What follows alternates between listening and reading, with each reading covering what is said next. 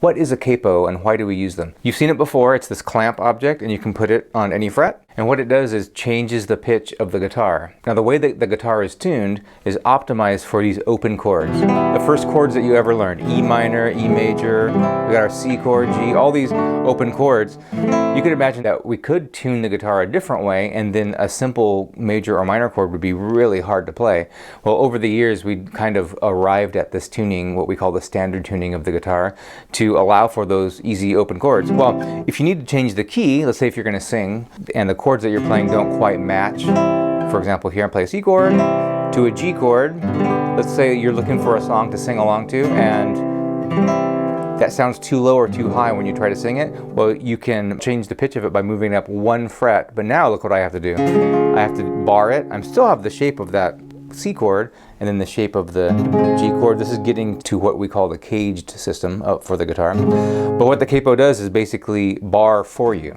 I can play that C chord, but now it's a C sharp or D flat chord. It's a half step higher, and I can do that anywhere. And as guitarists, we still think of that as a C chord, even though it really isn't. So you'd have to keep in mind if you're playing with other people, like a piano player or somebody who's not a guitarist, if you put a capo on the first fret, you have to know, or they have to know, that it's not really a C chord anymore. But guitarists are lazy. That's just how we are. So we think of it as a C chord, and it's way easier for us mentally.